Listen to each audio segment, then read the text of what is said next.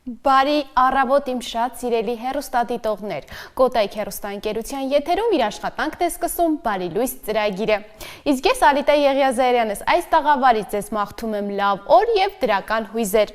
Այսօր ապրիլի 4-ն է եւ հենց այսօր է ծնվել հայ գրող, բանաստեղծ Ղազարոս Աղայանը։ Նա մեծապես նպաստել է հայ մանկական գրականության զարգացմանը եւ կրթության բարելավմանը։ Աղայանը գրել է բազմաթիվ հեքիաթներ, պատմվածքներ, վեպեր, որոնք հիմնականում հասցեագրված են հենց երեխաներին։ Նրա հայտնի գրվածքներից են Անահիտը, Կախարդական պատկերը, Հազարան բլբուլը։ Նա նաև կարևոր դեր է ունեցել հայկական դպրոցների զարգացման գործում։ Աղայանը աջակցել է հայալեզու կրթության տարածմանը, ինչպես նաև գրել է դասագրքեր։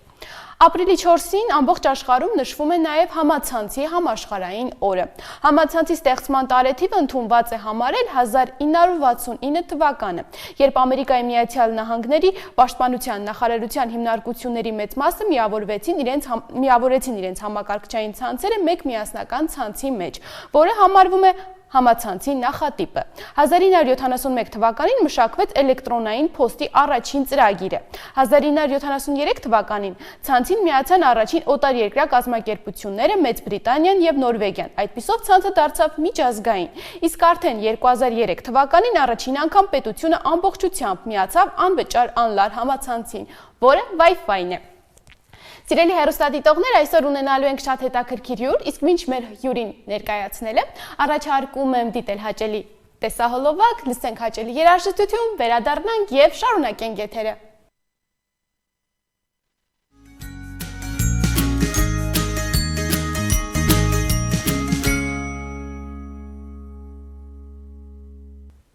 Բարի լույս եմ մաղթում նրանց, ովքեր նոր են միացել մեզ, արդեն մեր հյուրը տաղավարում է, սիրով ներկայացնեմ նրան, Հովհաննես Թումանյանի թանգարանի տնօրեն Լուսինե Ղարախանյան։ Բարև ձեզ։ Բարև ձեզ։ Շնորհակալ եմ մեր հրավերքը ընդունելու համար եւ մեզ հյուրընկալելու համար։ Շնորհակալ ենք հրավերի համար։ Սովորաբար ինչպես է սկսվում ձեր առավոտը։ Սկսենք հենց դրանից։ Ես կարծում եմ ինչպես իմ, այնպես էլ Թումանյան թանգարանի 20 աշխատողների առավոտը սկսվում է Թումանյանով։ Եվ մենք սիրով ենք շտապում աշխատանքի, որովհետև հենց որ սենց մտնում ենք շենք, մի մեծադիր նկար կա, որտեղից Թումանյանը ժպտում է ու ոնց որ շատ բանաձևեր ունի Թումանյանը կյանքի մասին եւ ապրելու մասին, բայց ամենաառանցքայինը արևի նման նայելն է եւ ոնց որ սովորեցնի մեզ ժպտալ։ Այո, Թումանյանով սկսել առավոտը նշանակում է արդեն ամեն ինչ ճիշտ սկսել։ Ես այդպես եմ մտածում։ Իսկ քանի տարի է որ արդեն ղեկավարում եք թանգարանը, որ թվականից։ Արցախից բռնի տեղահանվելուց հետո հունվարի 11-ին նշանակվել եմ պաշտոնակատար եւ մինչեւ հիմա պաշտոնավարում եմ։ Իսկ ձեր ղեկավարելուց հետո ինչ փոխվեց թանգարանում այս տարի, ինչ խորագրով եք աշխատում, փոքր կպատմեք ձեր գործունեության մասին։ Ընդհանրապես Հովհաննես Թումանյանը այսպիսի Թումանյան թանգարանն այսպիսի գործելաոճ ունի, ամեն տարի վերցնում էր, ու արդեն սա ավանդույթ է, վերցնում էր մի խորագիր եւ այդ խորագրով առաջ է ընթանում։ Անցյալ տարի օրինակ մեր խորագիրը Ճամփորդ հոգին էր։ Այս տարի մեր խորագիրը կյանքը գրքեր են, նշանակում է մենք ամբողջ տարի գիրք ենք կարոզելու, գիրք ենք ստեղծելու, գիրք ենք տարածելու, այսպես այս խորագրի ներքով է եւ ասեմ ձեզ մի շարք դպրոցներ արձագանքել են կյանքը գրքեր են մեր խորագրին եւ բանաստեղծություններ են հորինել եւ արհեստական բանականության հետ աշխատելով հետաքրքիր պատկերներ են հանել Թումանյանի, հետաքրքիր այնպիսի թեմատիկայով, որը ուսումնական ծրագրերի մեջ չկա հանրակրթական, ստեղծել են հետաքրքիր պատմություններ, ասենք Թումանյանը երաժշտության մեջ, Թումանյանը կերպարվեստում, Թումանյանը ճամփորդ, այս թվարկված խորագրերը չկան հանրակրթական ծրագրերում, եւ պատկերացրեք եւ կերպարվեստի ժանրում եւ ստեղծագործական ժանրում եւ գեղարվեստական ժանրում եւ փաստա վավերագրական ոճով մեզ ներկայացրել են շատ մեծ թվով նյութեր եւ իհարկե մենք ընտրել ենք 7 դպրոց, որոնց կհանձնենք եկող շաբաթվա մեջ նվերներ ու հավաստագրեր։ Սա աննախադեպ բան է, երբ մենք ուղղակի կարգախոս ենք հայտարարել եւ որևէ բան չենք արել այս ուղղությամբ, այսինքն կոնկրետ չենք կոնկրետացրել ինչ որ մրցույթներ չենք հայտարարել եւ այսպիսի արձագանք է եղել եւ ասեմ որ մենք դպրոց եւ թանգարան ծրագիր ենք սկսել եւ ուզում ենք որ թանգարանի եւ դպրոցի հանրակրթական դպրոցների մասին է խոսքը կապերը սերտանան այսինքն մենք մեր ոչ ֆորմալ կրթական ծրագրերով գանք եւ լրացնենք հանրակրթության բովանդակությանը Իսկ դպրոցները միայն 7 դպրոց որ նշեցիք միայն Երևան քաղաքում գտնվող թե նաև մարզեր Նրանք բոլորն էլ մարզային դպրոցներ են միայն Գազպրոմ Արմենիայի դպրոցն է որ Երևանի դպրոց է մնացածը բոլորը տարբեր մարզերի դպրոցներ են Իսկ թանգարանի այս տարվա գլխավոր նպատակը ո՞րն է, քանի որ նշեցիք այս տարի խորագիրը գրքերը կյանք են, այն ինչպես եք դուք անում, որպեսզի երիտասարդ սերունդը ավելի հետաքրքրվի կան թանգարաններ, ավելի շատ սկսեն գրքեր կարդալ ձեր գործունեությունը։ Գիտեք, Թումանյան թանգարանը, ինչպես բոլոր թանգարանները, ունեն իրենց ստատիկ ծրագրերը, ունեն իրենց շարժվող ծրագրերը, ծրագրերի բնույթը տարբեր են, ունեն հավակնոտ ծրագրերը, ունեն փոքր ու մեծ ծրագրեր, մեր ընդհանուր ամփոփող հիմնական ծրագիրը դա էքսկուրսիաների վարումն է եւ կրթական ծրագրերը տարիքային տարբեր խմբերի համար եւ նաեւ մուլտֆիլմերի եւ ֆիլմերի ցուցադրում բայց մենք հնդածս գիտեք թանգարանը ինքը կենսունակ օրգանիզմ է եւ ինքը շարժվում է, շնչում է եւ ինքը փակ կառույց չէ, որտեղ փոշին նստի ցուցանմուշների վրա նորից փոշին սրբենք մենք գտնում ենք եւ հատկապես 21-րդ դարում երբ արդեն արհեստական բանականությունը սկսել է նույնիսկ գաղափարներ տալ բայց իհարկե մենք չենք կարող մեր հույսը դնել արհեստական բանականության վրա որովհետեւ այնտեղ ինչ էլ անես հոգի չի կարող լինել ներդրվել հոգի եւ էնտուզիազմ բայց մենք աշխատում ենք այնպես անել որ հետ չմնանք աշխարհի թանգարաններից եւ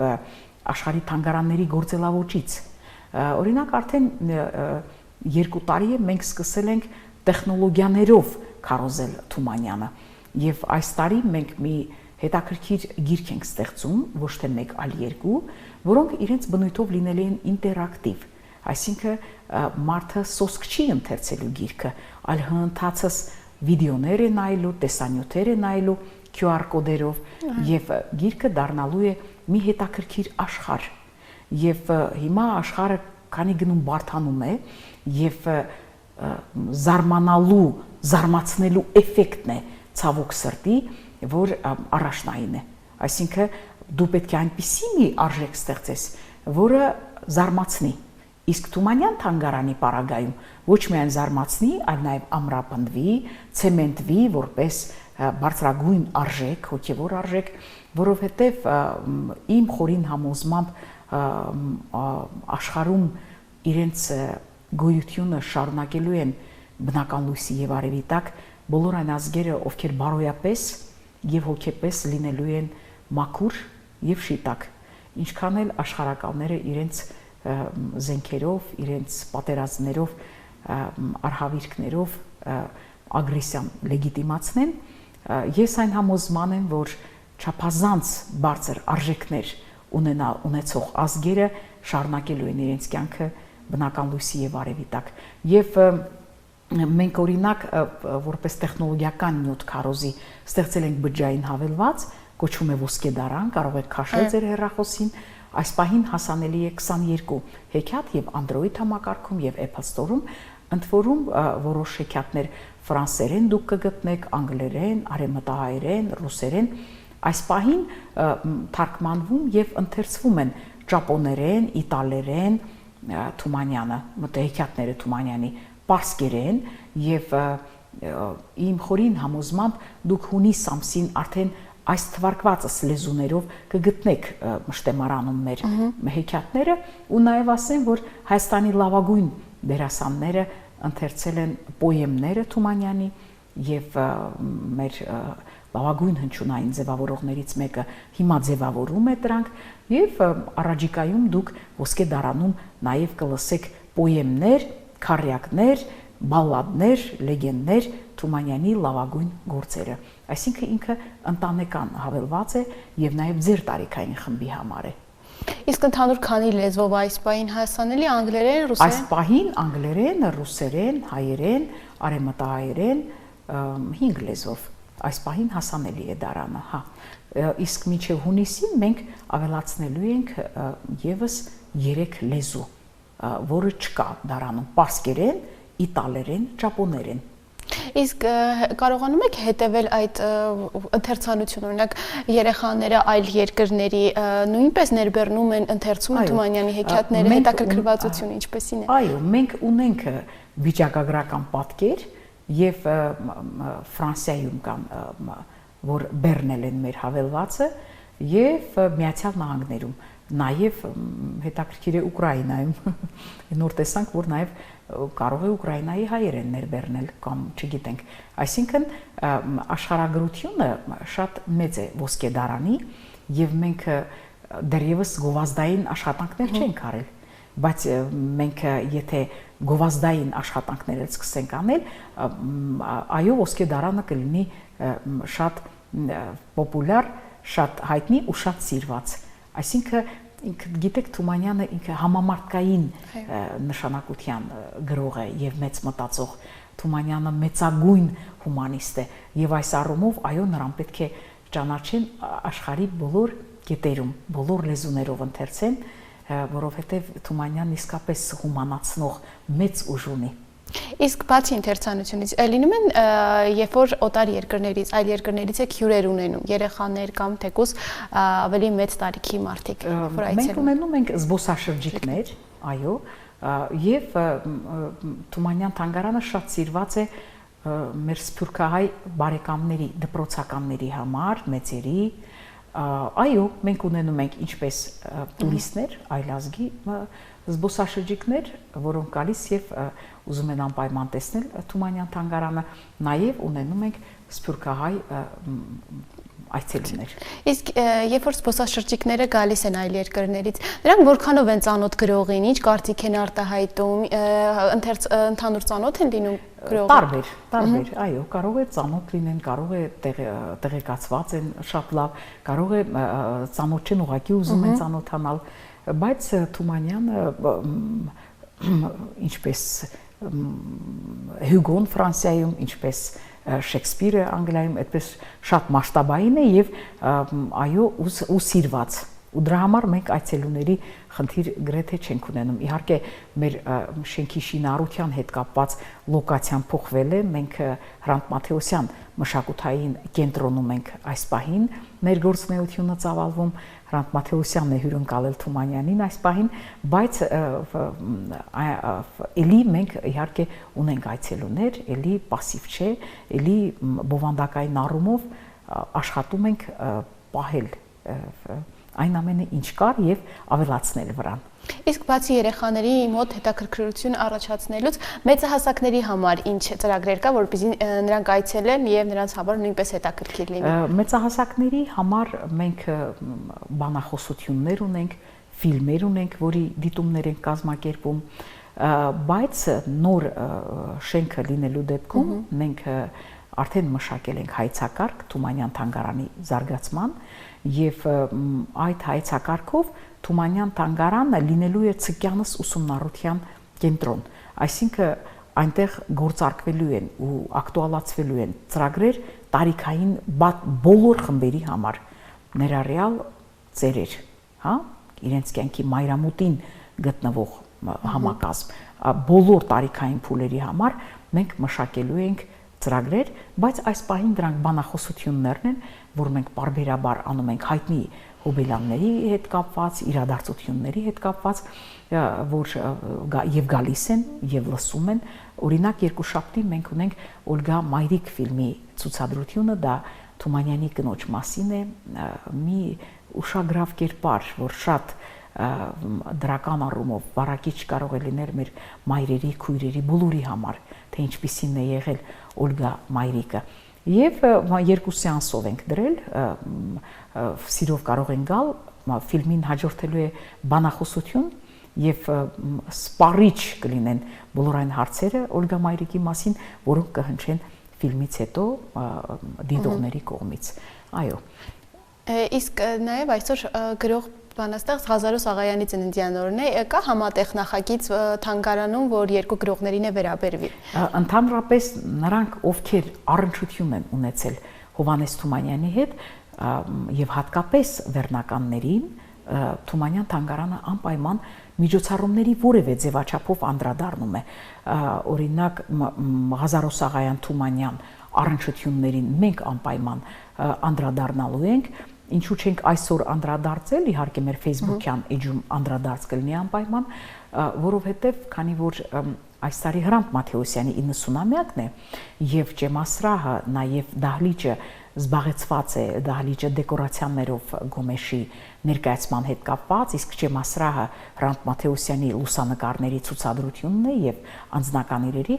նպատակահարմար են գտել մեր միջոցառումը կազմակերպել Երևանի Ղազարոս Աղայանի անվան դպրոցում։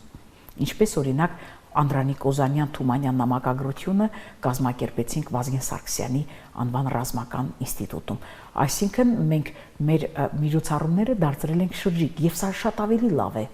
որովհետեւ մենք չենք կենտրոնանում թանգարանի վրա, մենք միջոցառումները հանում ենք դուրս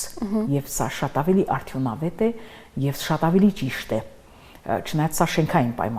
պայմաններով է հիմնականում պայմանավորված։ Եվ մենք ներկայացնելու ենք եկող շաբաթվա մեջ հանրահռչակման բաժնի ղեկավար Սուսաննա Ադամյանը կներկայացնի Թումանյանը մանկավարժ թեման, դա իդեպ ասեմ ինքը չտրորված արահետ է Թումանյանագիտության մեջ, իսկ ես կներկայացնեմ Աղայանը մանկավարժ, որով մենք կփորձենք ակտուալ մեսիջներ, հաղորդագրություններ անել մանկավարժներին եւ ավակ դպրոցականներին։ Նաեւ դուք միջև հաղորդումը սկսել ասացիք, որ այցելում եք տարբեր դպրոցներ եւ քարոզում եք հենց այսպես ասած Թումանյան։ Արդեն քանի դպրոց եք հասցրել այցելել եւ ինչ նախագծեր կան նոր, ինչ դպրոցներ եք այցելելու նաեւ։ Մենք ամառը սկսել ենք Թումանյանը սահմանին նախագիծ, սա նշանակում է թումանյանական արժեքները քարոզել սահմանային գյուղերում։ Եվ եղել ենք Տաուշի մարզի 5 սահմանային գյուղերում եւ այդ աշխատանքները նաեւ այս տարի ենք շարունակելու, արդեն կընտրվի Վարդենիսը, Սյունիքը, խոսքը Խնածախ, Խնձորեսկ, Գորիս քաղաքի այս հատվածի մասին է,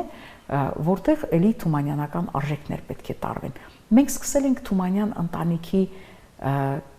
կներեք ոչ հայկական հայահունչ բառի համար բրենդինգ, հա? Եվ մենք քարոզում ենք Թումանյան ընտանիքի արժեքները եւ 10 զավակ ունենալը եւ ինչպես են կազմակերպել իրենց կենցաղը Թումանյանները, ինչպես են կրթել 10 զավակներին եւ ովքեր են եղել այդ 10 զավակները եւ ինչ ունենք մենք սովորելու այդ ընտանիքի ձևավորած սերմանած արժեքներից։ Այս սա է մեր նպատակը, իհարկե Երևանի առնվազն 10 դպրոցում քարոզվել է, արդեն մենք ընտրում ենք ավագ դպրոցները հիմնականում, տարիքային այն խումբը,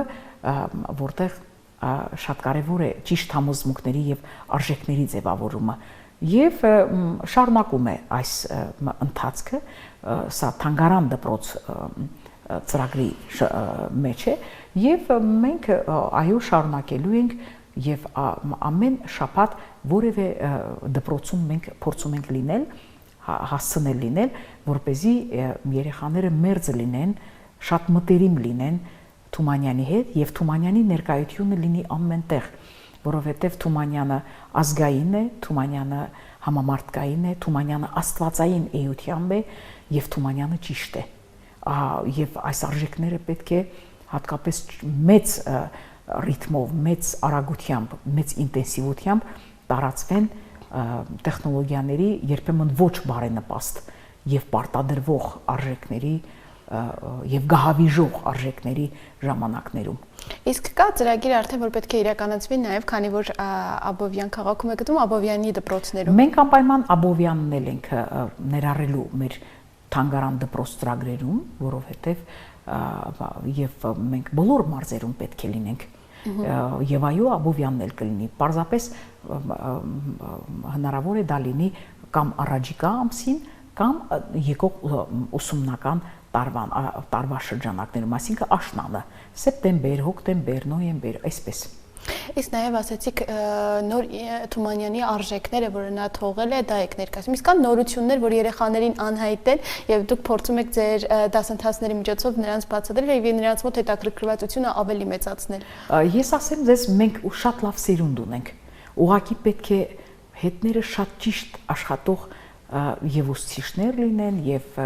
թանգարանն է կրթական միջավայր եւ բոլորը պետք է աշխատեն սերնդի վրա, բայց սերունդը ինքը լավն է, պատրաստ է ինքը, ուղղակի պետք է շատ ճիշտ սնունդ հարամցնենք սերնդին։ Մենք նաեւ մոռացա ասել Արցախի ոչ նյութական մշակութային ժառանգության պահպանման ծրագրերի շատ ծրագրեր կան, Թումանյան թանգարանն էլ անմասը չէ եւ մենք 5 հեքիաթներ Արցախի բարբառով անիմացրել ենք։ Սա մենք հավանաբար նաեւ Աբովյանում շնորհանդես կանենք եւ գիտեմ, որ Աբովյան քաղաքում եւս բնակություն են ապաստան են գտել բռնի տեղահանված շատ ու շատ արցախցի բալիկներ եւ կարծում եմ նաեւ Աբովյան քաղաքում կարելի է այդ անիմացիաները ցույց տալ եւ Թումանյան քարոզել եւ բարբառի պահպանության այսպես մի դրական քայլ Թումանյան թանգարանի կողմից ցույց տալ։ Իսկ թանգարանը դեռ ունի գրողի մասին իրեր կամ գրքեր, որոնք դեռ հայտնի չեն ընթերցողին կամ այցելուներին, որ ամեն անգամ ցուցադրությունների ընթացքում նոր բան են նրանք նկատում, տեսնում։ Գիտեք, Թումանյան թանգարանում մեզ է փոխանցվել Թումանյաններից 19000 ցուցանմուշ։ Եվ դրանք բոլորն էլ հասանելի են այցելուներին, ուղղակի այս պահին պայմանավորված նրանով, որ մենք մեր տեղում չենք, այլ Հրանտ Մաթեոսյան կենտրոնում ենք, այդտեղ բոլոր ցուցանմուշները անհնար է տարածքի ֆիզիկական միջավայրի առումով անհնար է ցույց տալ, բայց բոլոր ցուցանմուշներն էլ հասանելի են։ Իհարկե կան իրեր, որոնց տեղը մենք չգիտենք, օրինակ բոլորովին վերջերս մենք ձեռք ենք բերել Սայատնովա գիրքը Գոր Ղարախանյանի մեկենասությամբ եւ Յուրի Նավոյանի աջակցությամբ Մոսկվայում դիալոգ հասարակական կազմակերպության ղեկավարն է Յուրի Նավոյանը եւ իմ երախտագիտությունը եւ Թումանյանի թանգարանի երախտագիտությունը ձեր եթերով եւ Գոր Ղարախանյանը ֆինանսապես աջակցել է, որպեսզի մենք ձեռք բերենք 1852 թվականի հրատարակված Սայատնովա, որտեղ Թումանյանի ընծայագիր կա։ Այսինքն սա Թումանյան իր մեջ Թումանյան գրող առարկա է եւ կարող են լինել շատ առարկաներ, օրինակ Թումանյանը 3 լուսանկարչական ապարատ է ունեցել, բայց ոչ մեկը չի փոխանցվել թանգարանին եւ չգիտենք որտեղ են դրանք։ Թումանյանը ունեցել է 4 որդի, որոնցից Արտավազդը Արեմտյան Հայաստանում որպես Վանի վերջին բարետ այդպես զոհվեց։ Շատ հնարավոր է Արտավազդից իրեր լինեն որևէ տեղ կամ Համլիկը սորել է Սորբոնում ու մենք շատ ենք ուզում Սորբոնի համալսարանի արխիվից հանել նրա դիպլոմային աշխատանքը։ Այսպիսի երազանքներ ունի թանգարանը եւ որոնումների մեջ է, որպեսզի ամենայն հայոց բանաստեղծի հետ կապված ցանկացած իր, որը նշխար է, բերի եւ հարստացնի թանգարանը։ Նաև ինձ մոտ հարց առաջացավ, քանի որ շատ ունենք հեքիաթագիրներ, գրողներ, ինչու են երեխաները ամենաշատը սիրում են Թումանյանի հեքիաթները։ Նրա լեզուն ուղղակի պարզ է, թե ինչն է պատճառը, որ երեխաների մոտ այդքան հետաքրքրություն կա հենց Թումանյանի հեքիաթ։ Գիտեք, նախ այն, որ շատ ժողովրդական են։ Այդ ժողովրդի ոգին, հոգեկերտվածքը, այդ ամենաարխայիկ շերտերը նստած են Թումանյանի հեքիաթներում, հա, եւ ժողովրդի հոգեբանությունը, հոգեկերտվածքը ամբողջությամբ արտացոլված են Թումանյանի մշակումներում, ստեղծած գործերում, որովհետեւ դրանք շատ հոգեհարազատ են մեր բալիկներին, մեր հոգուն շատ հարազատ են։ Ես կարծում եմ դա է եւ շատ լույս, ջերմություն, ազգային արժեքներ, համամարտկային արժեքներ, ասել կուզեմ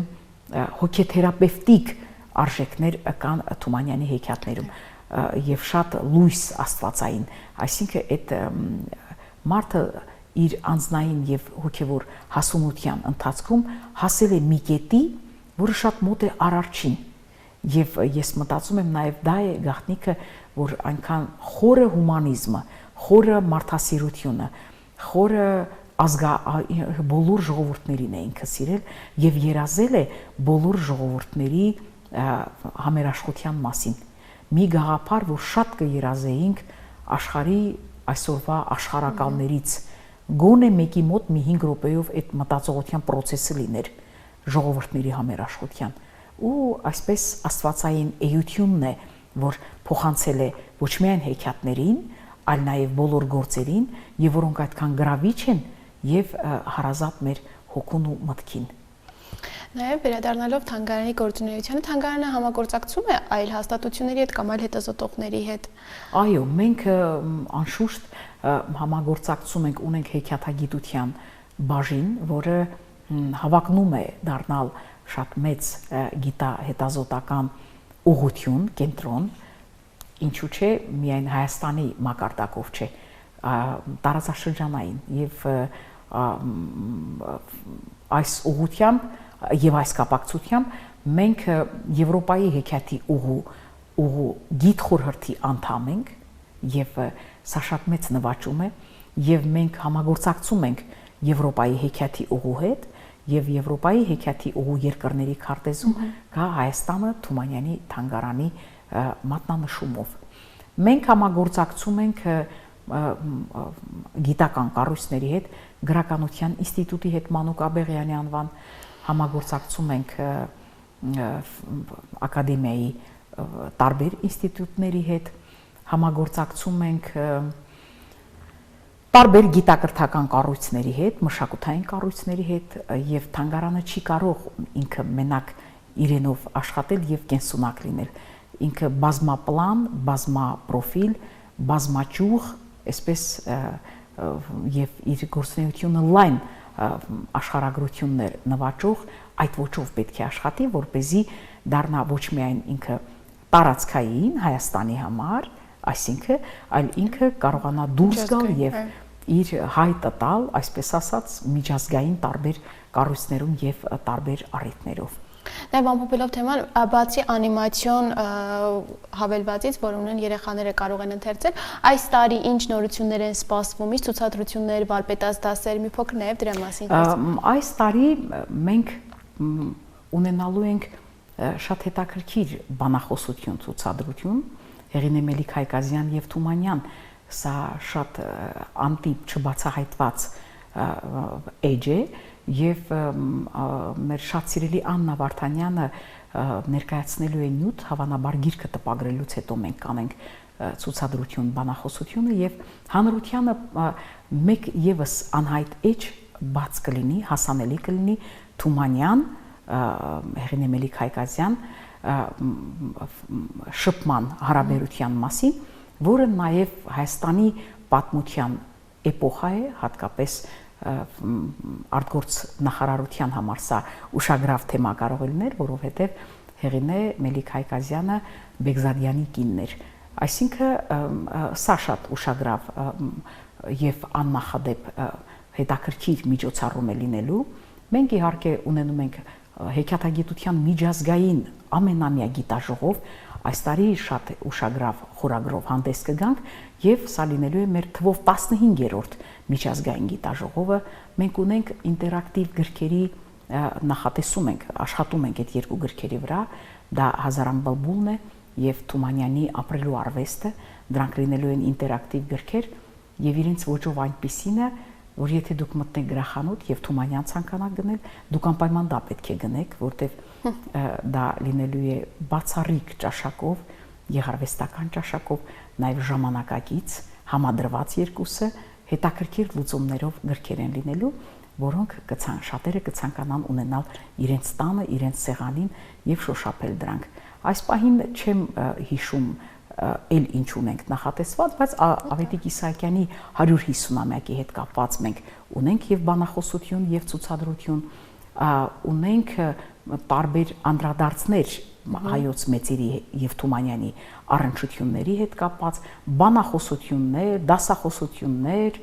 կրթական ծրագրեր, շատ բաներ կան, որոնք մեր պաշտոնական էջին հետևելով դուք կարող եք տեսնել, շատ հետաքրքիր թանգարանային գիշեր ենք ունենալու եւ այսպես հետևեք մեզ ակտիվորեն եւ ծանոթացեք մեր ծրագրերին, համեցեք մեր ծրագրերին, որպեսզի մենք նաեւ Թումանյանով պահենք մեր անաղարտ էությունը ազգային։ Նաև քանի որ վաղը նշվում է թանգարանի բացման օրը, այդ օրվա կապակցությամբ կա ինչ-որ միջոցառում, թե գիտեք, քանի որ 70 ուրեմն 2 է, այդպես հոբելյանական չէ, հա, մենք այսպես ներսում մեզ համար անդրադարձ կանենք, բայց այդպես հանրային նշանակության միջոցառում այս առիթով մենք չենք նախատեսում։ Շատ լավ, շատ շնորհակալ ենք մեր հրավերքը ընդունելու համար։ Մենք ենք շնորհակալ ձեզ եւ Կոտայք հեռուստատեսությանը։ Սիրելի հեռուստադիտողներ, հիշեցնեմ, որ այսօր զրուցում էինք Հովհաննես Թումանյանի թանգարանի տնօրեն Լուսինե Ղարախանյանի հետ, իսկ հիմա առաջարկում եմ դիտենք տեսահոլովակ, վերադառնանք եւ շարունակենք եթերը։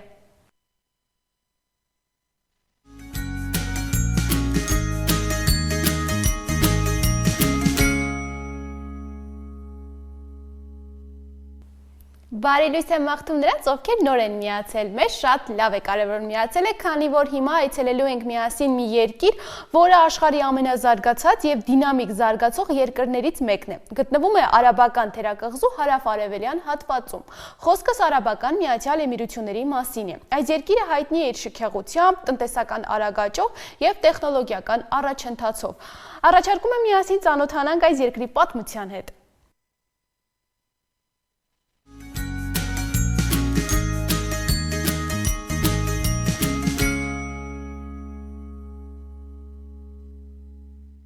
Արաբական Միացյալ Էմիրությունները եզակի երկիր է, որտեղ ավանդույթները խնամքով պահպանվում են նոր արարական զարգացումների կողքին։ Էմիրությունները բազմաշերտ երկիր է, որը միշտ գտնվում է ուշադրության կենտրոնում իր բացառիկ զարգացումներով եւ մշակութային առանձնահատկություններով։ Այս պետությունը, որը կազմված է 7 էմիրություններից, ունի հարուստ պատմություն, զարգացած տնտեսություն եւ ապշեցնող ճարտարապետություն։ Չնայած Արաբական Միացյալ Էմիրությունները որպես պետություն ձևավորվել է միայն 1971 թվականին, նրա հողերը հնուց եղել են կարևոր առևտրային կենտրոններ։ Էմիրատցիները մեծ նշանակություն են տալիս հյուրընկալությանը։ Անձնական եւ ընտանեկան արժեքները սրբազան են, իսկ իսլամական ավանդույթներն ունեն մեծ ազդեցություն հասարակության վրա։ Արաբական Միացյալ Էմիրությունները հայտնի է իր հսկայական երկնաքարերով եւ ճարտարապետական գլուխգործոցներով։ Դուբայը համարվում է աշխարհի ամենաժամանակակից քաղաքներից մեկը, որտեղ գտնվում է Բուրջ Խալիֆան, աշխարհի ամենաբարձր երկնաքարը։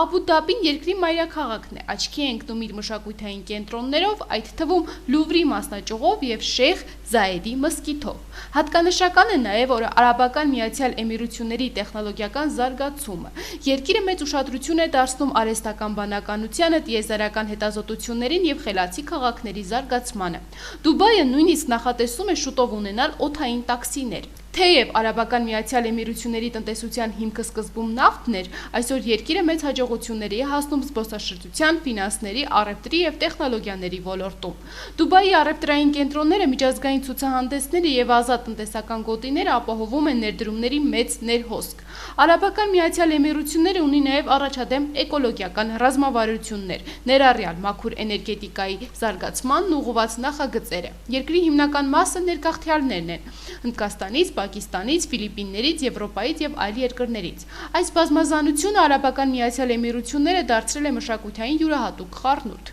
Այստեղ է գտնվում նաև աշխարհի ամենաժամանակակից արհեստական կղզիները՝ Պալմ ջումերը, որոնք ստեղծվել են ծովը լցնելու միջոցով։ Դուբայը նույնիսկ ունի աշխարհի առաջին ռոբոտ ոստիկանությունը։ Չնայած գերժամանակակից լինելուն, Արաբական Էմիրությունները խիստ պահպանում է իր ավանդույթները։ Սովորական զբոսաշրջիկները այստեղ կարող են ծանոթանալ բեդուինների կյանքին, վարել ավազային բագի եւ համտեսել ավանդական արաբական սուրճ, ինչպես նաեւ կարող են ծանոթանալ ամենամեծ ծաղկանոցի հետ, որը ամեն տարի վերակառուցվում է նոր դիզայնով։ Արաբական Միացյալ Էմիրություններն արդեն անցել է նավթային տնտեսությունից դեպի դիվերսիֆիկացված մոդելի։ Երկիրը մեծ ներդրումներ է կատարում տեխնոլոգիաների, զբոսաշրջության, կրթության եւ ֆինանսական ոլորտների մեջ։ Արաբական Միացյալ Էմիրություններն ապագայի երկիր է, որտեղ ավանդույթներն ու նորարարությունը զուգահեռ զարգանում են։ Այն խելացի քաղաքների, տիեզերական տեխնոլոգիաների, շքեղության և մշակութային բազմազանության բացառիկ համադրությունն է, որը շարունակաբար հիացնում է աշխարհը։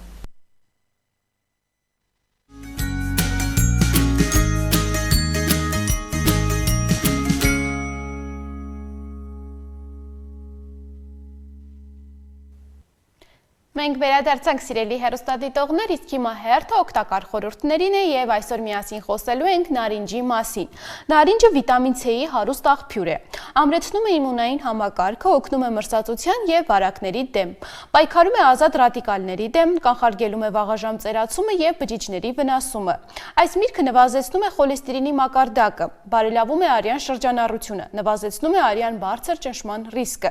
Պարունակում է բջջանյութ, որն օգնում է աղիների աշխատանքին, կանխում է փորկապությունը։ Քիչ կալորիաներ ունի, իսկ բջջանյութը նպաստում է հագեցվածության զգացողությանը։ Պարունակում է վիտամին A, որը նպաստում է աչքերի առողջությանը։ Խթանում է կոլագենի արտադրությունը, որը օգնում է պահել մաշկի առանձգականությունը։ Իր բարձր թթվային ազդեցության շնորհիվ կարող է գրգռել ստամոքսի լորձաթաղանթը, հատկապես եթե ունեք բարձր թթվայնության ռիսկ։ Որոշ մարդկանց մոտ կարող է առաջացնել ալերգիա կամ մաշկի գրգռվածություն։ Նարինջի թթուն կարող է աստիճանաբար քայքայել նաև ատամների էմալը։ Չափից շատ օգտագործելու դեպքում կարող է բարձրացնել շաքարի մակարդակը, հատկապես դա վտանգավոր է այն մարդկանց, ովքեր ունեն շաքարային դիաբետ։ Գաստրիտ, խոց, բարձր թթվայնություն ունեցող մարդիկ պետք է զգուշությամբ օգտագործեն այս միրգը։ Շաքարային դիաբետ ունեցող մարդկանց այն խորհուրդ է տրվում օգտագործելուց առաջ խորհրդակցել բժշկի հետ։ Նարինջը շատ օգտակար միրգ է, եթե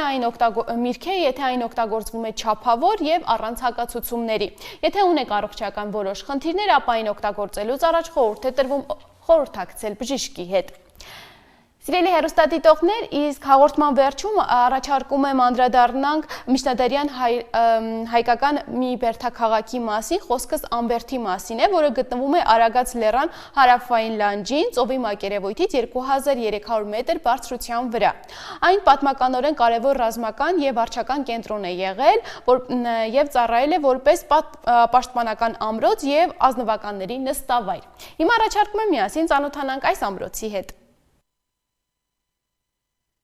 Ամբերդ ամրոց համալիրը Հայաստանի անառիկ ամրոցներից մեկն է։ Այն կառուցվել է Արագած լեռան լանջին եւ գտնվում է ծովի մակարդակից 2300 մետր բարձրության վրա։ Դեպի ամրոց տանող ճանապարհը անմարդաբնակ է, այն նրբորեն միախառնվում է բլուրների հետ, իսկ Ամբերդի բարձրունքից հրաշալի տեսարան է բացվում դեպի հորիզոն։ Երկհարկանի կառույցն ունի նաև փառահեղ սանդուղքներ, իսկ պատերից վեր է խոյանում ամրոցը պաշտպանող հզոր աշտարակները։ Ամբերդի ամրոցի արտաքին ճարտարապետությունը պարզ եւ արտահայտիչ է, կորընթար ձևավորված գմբեթներով եւ հզոր աշտարակներով։ Ամբերդի հիմնադրման ստույգ ժամանակաշրջանը հայտնի չէ, որոշ գիտնականներ այն վերագրում են Կիրկոպյան, ոմանք էլ ուրարտական եւ վաղ միջնադարյան ժամանակաշրջաններին։ Պեղումների եւ պատմահնագիտական ուսումնասիրությունների հիման վրա Ամբերդ ամրոցը թվագրվում է 10-ից 14-րդ դարերին։ 1196 թվականին հայ-վրացական միացյալ զորքերը ազատագրում են ամրոցը Ամիր Պալասար Զաքարե Զաքարյանի գլխավորությամբ։ Այնուհետև ամրոցը որպես սեփականություն հանձնվում է վերջինիս։ 1215 թվականին Ամբերդը դարձավ Զաքարյանների գործակալ Վաչուտյանների վարչական կենտրոնը։ 1236 թվականին ամրոցը գրավում եւ հիմնովին ավերում են մոնղոլները, որից հետո այն կրկին վերակառուցվում է 13-րդ դարի վերջին Վաչուտյանների կողմից։ Երբեմնի հզոր ամրոցը վերջնականապես ամայացել եւ իր նշանակությունը կորցրել է 14-րդ դարի վերջին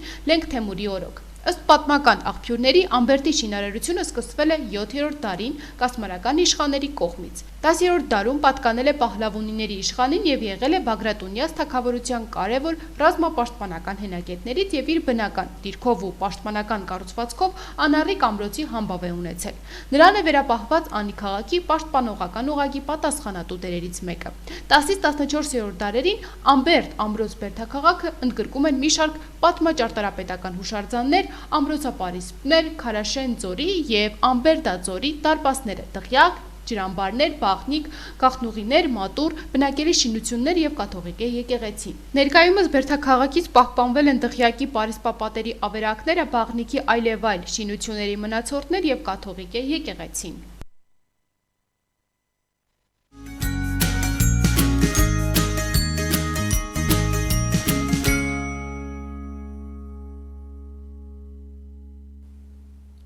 Սիրելի հեռուստադիտողներ, այսօրվա համար նախատեսել էինք այսքանը, շնորհակալ եմ, որ հետևում եք մեզ, ձեզ մաղթում եմ հանգստյան հաճելի օրեր, իսկ մենք արդեն կհանդիպենք երկուշաբթի։